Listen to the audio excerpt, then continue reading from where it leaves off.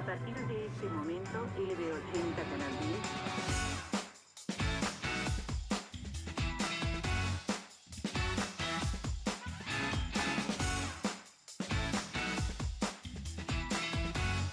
Ha nacido el color en la Argentina. Canal 10 de Córdoba, Cerros.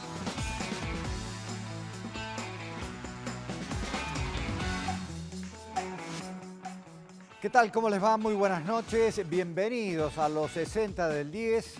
Como todos los jueves, tratando de recordar aquellos hechos históricos que fueron noticia durante estos últimos 60 años, que la historia, la vida misma de este canal, Canal 10, y también, por supuesto, repasar aquellos grandes hombres de la noticia de esta empresa, de este canal, que han ido dejando su huella. Hoy, con un programa muy particular, con un periodista que comenzó desde abajo, como todos, acá arrancando en las primeras tareas periodísticas en la radio, para posteriormente pasar por la televisión como cronista, llegar a ser conductores de la medianoche, de la Crónica Segunda, de distintos proyectos televisivos durante la empresa. He tenido el privilegio de compartir muchas horas y el trabajo, precisamente, prácticamente en los últimos 25 años. Hoy es el jefe del servicio informativo de Canal 10, es el responsable de los contenidos periodísticos de esta casa. Hoy vamos a conversar y vamos a repasar su trayectoria, su historia por Canal 10 con Julio Kloppenburg. Sus comienzos fueron como cronista deportivo. En los 90 pasó al servicio informativo de Radio Universidad. Fue cronista de calle de Canal 10, conductor de la Crónica de Medianoche y de Crónica 10. Hoy es el jefe del servicio informativo. Esta noche repasamos la trayectoria de Julio Kloppenburg.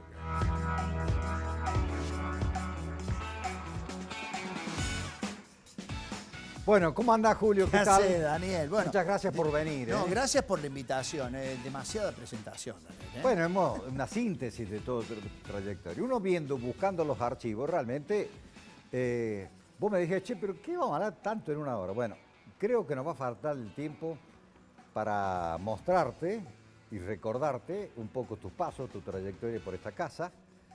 Formás del lote de los grandes periodistas que ha formado esta casa en los últimos 30 años, 26 años aproximadamente.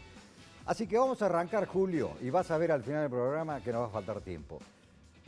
Comienzos. Vos iniciaste, como todos, en Radio Universidad, en otras radios también, pero digamos, Sí. en el multimedio comenzabas en la radio. Trabajé en varias radios en el interior, en Jesús María puntualmente, en Cadena Norte, y trabajaba en el Canal 5, hoy Canal 2 de Jesús María, y tuve la fortuna de tener la vinculación con Víctor Hugo Murúa, la Pepa Murúa, claro. Quien me invitó a trabajar al servicio de noticias. Trabajaba y hacía algunas experiencias en deporte aquí en Radio Universidad. Yo tengo ese recuerdo, esas primeras imágenes tuyas de un rally. No sé por qué, pero que te vi en el Pasaje Muñoz, donde nosotros estábamos Sí, por ese entonces, sí. de un rally que se estaba haciendo acá en Córdoba, y me acuerdo haberte visto, por lo menos la primera vez que te veía. Y ahí trabajábamos con el Hurón Carreño, con Juan Valor, Claro. con Raúl Martínez Delgado, que hacían transmisiones de automovilismo.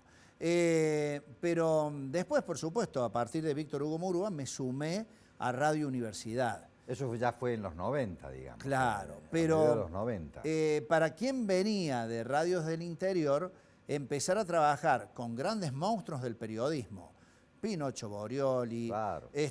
Claudio Salinas, quienes hacían Contratapa a la tarde en Radio Universidad, la misma Rebeca Bortoleto, el Lagarto Guaya, Guizardi, el Vicky Lagarto Guaya, Guizardi. Raúl Martínez Claro. Delgado. Sí. Bueno, un equipo periodístico que vos escuchabas siempre en la radio y decías, caramba, ¿de qué manera trabajan? Y empezar a trabajar con ellos directamente, bueno, fue una experiencia realmente enriquecedora. Bueno, después, como tu trabajo realmente fue brillante en la calle, sigue siéndolo, pero en ese entonces llamó la atención a las autoridades de la empresa. Yo estimo que fue Juan Carlos Vaca, no me acuerdo si fue en la primera o su segunda incursión como gerente general, que te sumó al staff de los cronistas del canal, ¿no? Sí. Estamos cumpliendo los 60 años en el canal y vamos a ahondar un poco tu trabajo ahora sí, ya parte del canal. Allí como cronista del Canal 10, digamos, del noticiero. Y al que le tengo que, por supuesto, agradecer muchísimo por todo eso fue al negro Gerardo López, quien me dio, por supuesto, también la posibilidad de trabajar como cronista ahí en el canal. Bueno, fue una época muy especial, Daniel, porque debemos recordar que era una transición, el final del primer gobierno democrático en la provincia de Córdoba, Eduardo Angelos, donde hubo muchísimas cosas para hacer en la calle, ¿no? Y las recordamos efectivamente todos. No sé, y aparte porque eran, como vos bien lo decías, eran días difíciles, pero todo el ámbito por aquellas épocas, más allá de los grandes disturbios que fue lo que terminó después con la salida de Angeló fue muy fuerte. Pero también me acuerdo que eran tremendos los conflictos que se planteaban de UTA, y encontré en el archivo una perlita que de alguna manera sintetiza el rigor periodístico, pero también con las dificultades y a veces con la violencia que nos encontramos en la calle. ¿Querés verlo? Sí, y lo vamos a comentar, Sí, que sí. no escapa a la violencia que hoy enfrentan los jóvenes periodistas en manifestaciones que suelen ser realmente muy violentas, Sí, ¿no? sí. Bueno, sí, Son lo violentas. veamos. Están lloviendo proyectiles, primero contra el secretario general de ETA, ahora contra nosotros los periodistas, que estamos transmitiendo en directo, y pueden observar la manera en que han tenido que refugiarse los dirigentes de la UTA. Decía Miguel Díaz, entonces nos vamos a confirmar, vamos a pedir a la Cámara que realice un paneo del estado en que ha quedado en la parte frontal del edificio de la UTA. Han bajado huevos, diversos tipos de proyectiles, se han roto vidrios. Todo esto marca el disconformismo que tiene la gente de la empresa Siglo XXI. Vamos. Bueno, estaba jovencito Julio ahí. Era realmente un pibe. Da, en cierta manera, un poco de añoranza Claro. de aquellos viejos Yo corté tiempos, una ¿no? cosa para no hacerla tan larga, que fue una crónica que estabas en directo ahí desde la UTE, que incluso después hay una parte que te agrede, te tiran una piedra, que vos te enojás. De todas maneras, yo me acuerdo que lo más impactante de esa protesta, vamos a poner en contexto, empresa Siglo XXI que estaba desapareciendo, que después fue absorbida por otra empresa de transporte.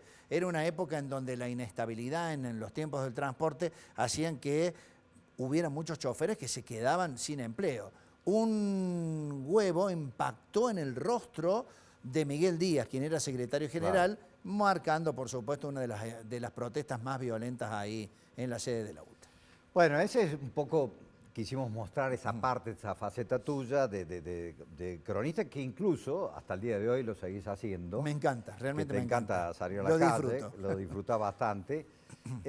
Así que hemos hecho también un compendio como para ubicarnos en tiempo y en espacio de tu tarea periodística como cronista, para después sí ya ahondar un poco más en toda la cuestión de conducción. Bien, a ver. El ministro del Interior, el doctor Ramón Bautista Mestre, bueno, ¿contento con esta unificación de partido en Córdoba? Bueno, sin duda quiero aprovechar para saludar a las cordobesas y a los cordobeses, que todos ven este noticiero como uno de los elementos importantes que tiene Córdoba. Doctor Eduardo Guidi, bueno, ha nacido finalmente el nieto del gobernador de La Sota. ¿Por qué no nos cuenta? Bueno, en la madrugada del día de hoy a las 0:30 nació el niño, el hijo de la hija del doctor de La Sota. Un incendio que hoy preocupó y mucho a las autoridades. Por años los vecinos de Villa El Libertador pelearon por esta obra. Hoy la están sufriendo. Tarde de uniformes pulcros, pero bolsillos vacíos. La queja amarga de los empleados públicos por los retrasos en el gobierno para el pago de haberes. Varias personas resultaron heridas en un trágico accidente registrado en la ruta E53, en el ingreso a la ciudad de Río Ceballos. Hay varios funcionarios y exfuncionarios, Jorge, ustedes recién se sorprendieron porque una de las personalidades presentes en este acto pasó delante de cámara, nada más ni nada menos que el ex canciller Guido Di Tella. Volvemos en instantes desde Falda de Cámara. Bueno, Julio, esa es una apretada síntesis, un repaso un poco de... Vos sabés que de si los tengo grandes que hablar de acontecimientos, años, no me acuerdo. Claro, pero ese trabajo, también realizado en las calles de Córdoba, que era difícil por esa época, como sigue siendo hoy, pero que de alguna manera se impuso por esas épocas finales de los 90, comienzos del 2000.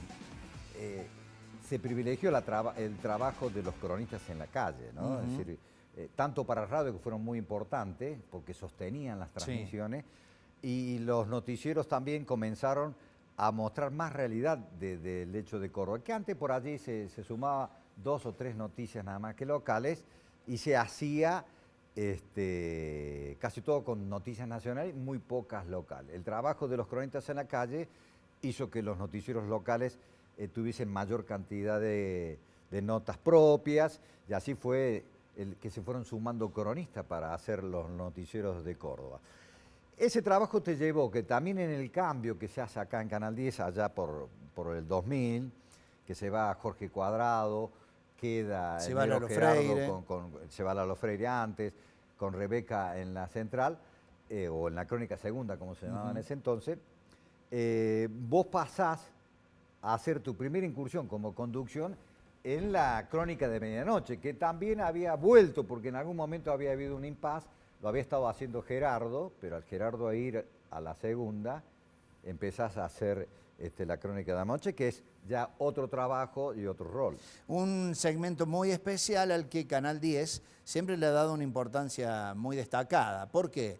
Porque se sabía, se conoce, que hay muchos cordobeses que no llegan para la hora 19 o para la hora 20, donde los noticieros centrales suelen presentar los principales temas del día. Es más, en Crónica de Medianoche solía haber algún tema remanente que venía de la noche, posterior a ese horario de los noticieros centrales. Entonces la Crónica de Medianoche era un segmento resumen para que la gente se fuera a dormir con las últimas noticias, y es más, anticipo de las primeras noticias del día siguiente. Por ejemplo, paros de transporte. Claro, los paros de transporte. Pero además era, no sé si vos lo viviste así, pero la mayoría lo hemos vivido así. Es decir, era un logro, ¿no? Sí. Porque aunque nunca dejaste la calle, el pasar a conducir, uno lo veía como la meta a cumplir, de cuando uno empezaba a estudiar periodismo, veía a los conductores, iban alguna vez mira a tocar, alguna vez estaré, y de pronto era llegar, ¿no?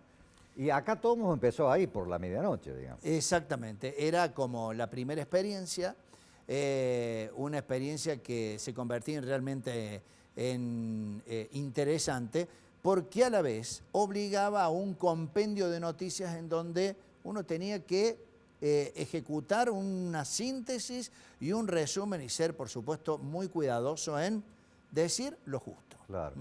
Para esa época también se había modificado, que empezó a tener mucha importancia, porque antes por allí era un mostrador o algún silloncito, una butaca. También se le empieza a dar mucho valor a la escenografía, es decir, todo el contexto de los conductores, las noticias, pero la escenografía es como la síntesis de lo que uno quiere mostrar en ese noticiero. Con una renovación de escenografía, comenzabas vos a la medianoche por Canal 10, aquí recordamos algo. A ver. Continuamos informándolo, vamos a decirlo bien. Nos vamos ya mismo a la ciudad de Cosquín. Allí está trabajando nuestro compañero Marcelo Meloni. ¿Cómo te va, Marcelo? Buenas noches. Me mojé y un comentario banal, el que hacemos todas las mujeres cuando nos sorprende la lluvia. El pelo, ¿qué hago con el pelo ahora? Bueno, se le ha notado en otras oportunidades a usted, pero en esta ocasión no. La lluvia ha provocado, ahora lo vamos a tomar en serio, serios trastornos, inconvenientes de las celebridades que van a estar esta noche en el marco del Festival de Doma y Folclore de Jesús María. Alfredo Martínez de Oz, ex ministro de Economía en la época de la dictadura militar. Bueno, parece que el hombre, alguien le sopló al oído, alcanzó a sacar en diciembre sus depósitos y dicen que han sido parte de los depósitos que se fueron del país. Cambiamos de tema, volvemos a las penurias, en este caso a las penurias que tienen los usuarios del transporte urbano de pasajeros, porque en la jornada de hoy y por la falta de pago de aguinaldo, varias empresas en el transcurso del día debieron parar sus servicios para reclamar a los empresarios que le paguen la deuda. Bueno, ahí veíamos, incluso la recordamos también a nuestra compañera Roxana Menéndez, que en algún momento te acompañó, pero en algún momento y en muchos estuviste solo al principio, ¿no? Sí, estuvo también Roxana Menéndez, también estuve solo, después estuvo Eduardo Galfré con Roxana. En el reemplazo que ya vamos a ver, ya vamos a pasar pero en el otro bloque, cuando se vuelve a hacer ese cambio, Eduardo Galfre queda a la medianoche con Roxana, ¿no? Exactamente, bueno, inolvidable la oportunidad de recordar, por supuesto, a Roxana Menéndez, que fue una gran colega que trabajó con nosotros. Así es. Y quería rescatar también que la medianoche era muy importante, porque además también los canales empezaron a prolongar la tarea, la actividad de los cronistas que iban hasta la 1 de la mañana. ¿Sí? Entonces empezamos a tener cronistas allí, en algún momento Mónica Malmoria, que se iba hasta la tarde, el Chelo Melón incluso en algún momento también, y porque cubríamos hasta el último, porque acá Córdoba, por ese entonces, los noticieros terminaban a las 9 y se terminó.